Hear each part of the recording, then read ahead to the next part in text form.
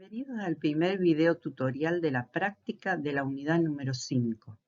Comenzaremos en esta unidad a trabajar integrales de funciones vectoriales a variable real, integrales de campos escalares y a integrales de campos vectoriales.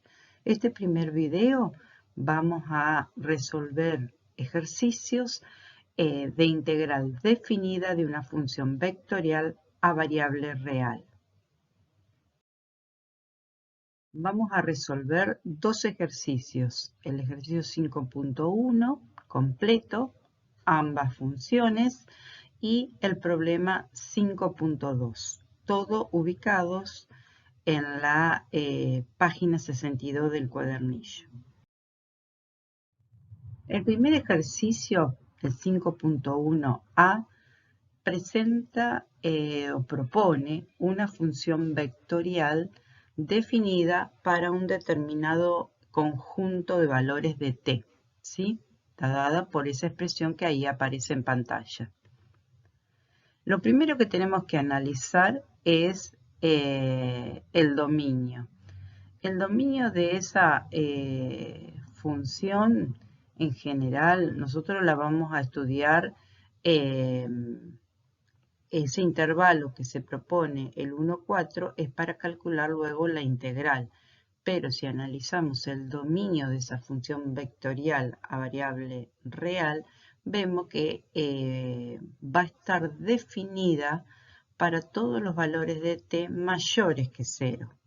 Positivos por la primer componente, distintos de 0 por la tercer componente. Entonces, de esa manera decimos que el dominio de esa función vectorial a variable real son los t pertenecientes a los reales, tal que t es mayor que 0. Para comenzar a calcular la integral de una función vectorial, como ustedes vieron en la teoría, es una simple integral definida que, como todas las propiedades que hemos estado trabajando tanto para límite como para derivadas, la integral de esa función vectorial se va a hacer como la integral de cada uno de las componentes de dicha función. Algo muy importante, el resultado, si estamos integrando una función vectorial, el resultado de esa función vectorial nos va a dar un vector en el mismo espacio que tiene la función vectorial su conjunto imagen. O sea, esta función vectorial es una función vectorial que va de un conjunto R definido con los t mayores que 0 a un conjunto de puntos de R3. Ese conjunto de puntos de R3 está dado por las tres componentes que tienen esa función vectorial. Entonces, ese conjunto imagen, que es un conjunto incluido en R3, me está definiendo también que el resultado de esta integral definida va a ser un vector en R3.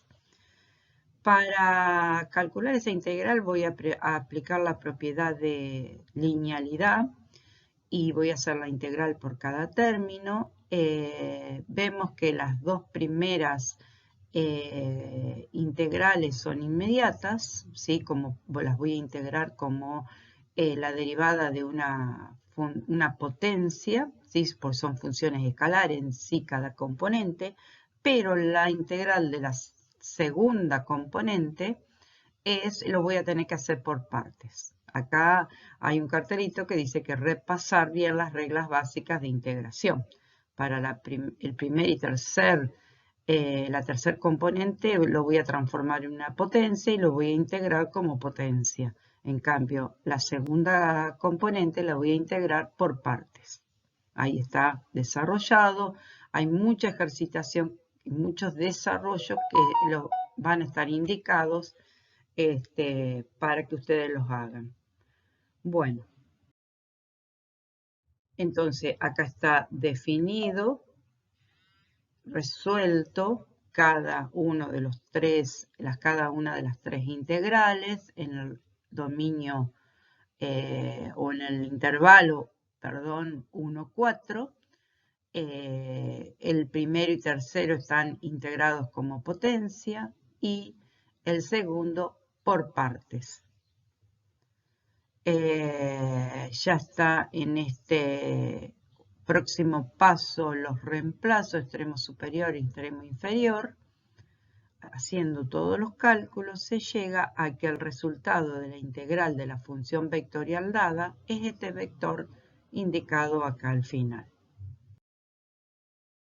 Para hacer el segundo ejercicio 5.1b, también es otra función vectorial, que tenemos que hacer su integral en este intervalo 0 pi sobre 4. Si buscamos el dominio de esta función vectorial, vemos que son todos los reales, no hay valores de t para los cuales no esté definida ninguna de las tres componentes de esa función vectorial. Para calcular la integral, planteamos la integral entre 0 y pi sobre 4, aplicamos la propiedad de linealidad y de aditividad y que están planteadas, son las dos propiedades que se presentan en la página 61 y vamos analizando cada una de esas integrales. La primera integral y la segunda vamos a tener que hacer una sustitución. Lo vamos a integrar por sustitución, en cambio el tercer término lo vamos a integrar por partes. Bueno, entonces, la sustitución que hacemos tanto en la primera como en la segunda componente es llamar a ese 2t, lo vamos a llamar, por ejemplo, m.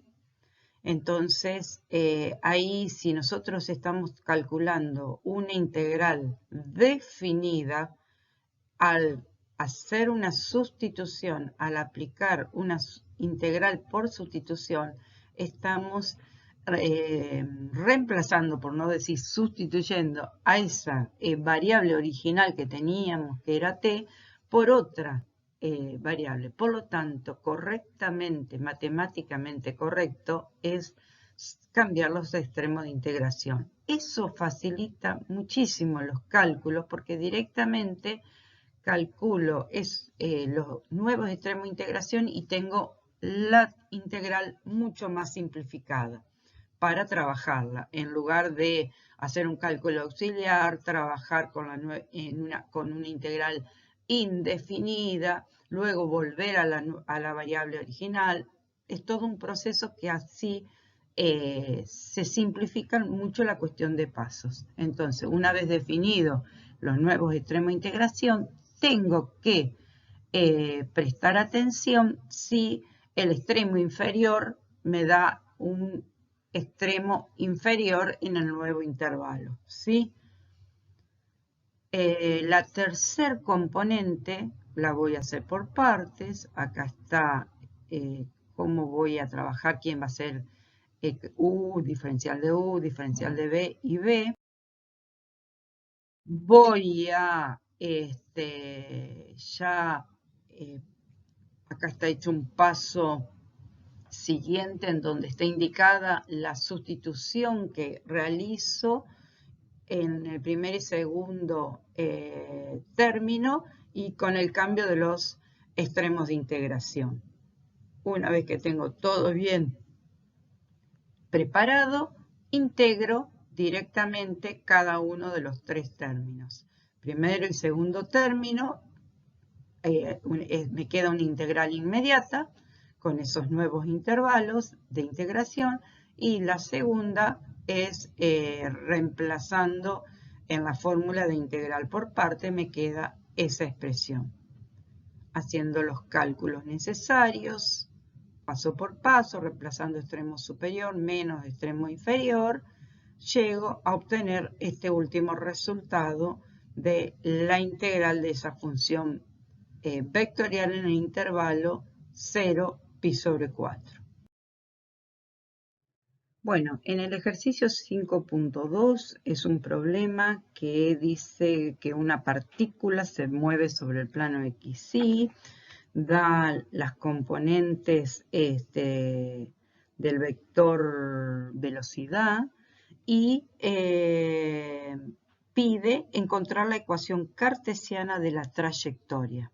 Entonces, al darnos las componentes del vector velocidad, la integral de ambas componentes nos van a dar las dos componentes de esa ecuación de la trayectoria. O sea que integrando ambas componentes nos van a dar la primer componente r de x y la segunda r de y del vector posición r.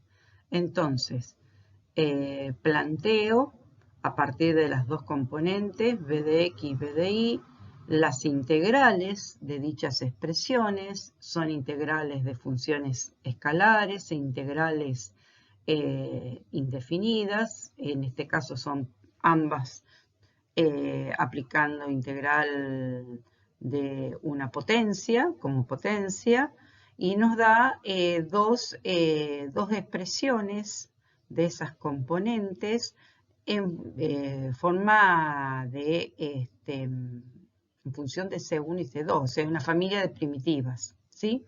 Entonces, para encontrar esas dos componentes, nosotros sabemos que para el instante inicial t igual a 0, la posición de la partícula es el punto 1, 2.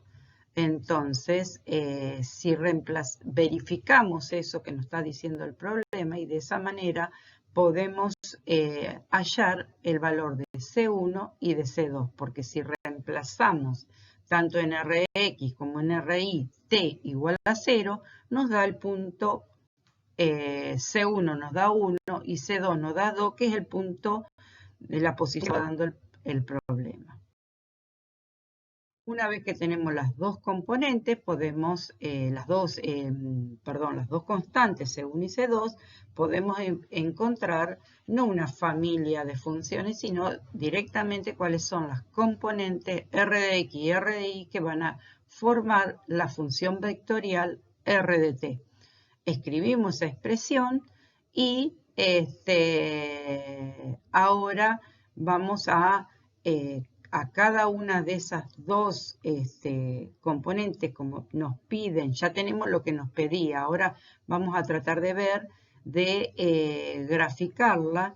Entonces, de acuerdo a lo que obtuvimos en forma vectorial esa trayectoria, vemos que las ecuaciones paramétricas de ese vector posición son estas dos expresiones que están acá para t perteneciente a los reales, o sea que no hay ninguna restricción de t.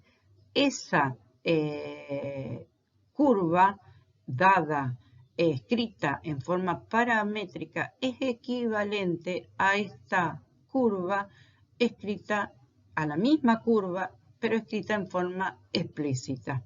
O sea, si analizamos esas dos funciones vectoriales, vemos que si hacemos la raíz cuadrada de x y lo multiplicamos por 2, obtenemos la expresión de la ecuación paramétrica de y. Pero, ¿qué pasa? Los dominios de ambas, las curvas son las mismas, pero los dominios van a ser diferentes porque son diferentes las variables que intervienen en cada uno para poder describir la misma trayectoria. En la primera, t pertenecía a todos los reales, en cambio en la segunda, esa expresión para ser equivalente a la anterior, la x tiene que ser mayor e igual que 1. Ahora lo vamos a analizar a través de la gráfica.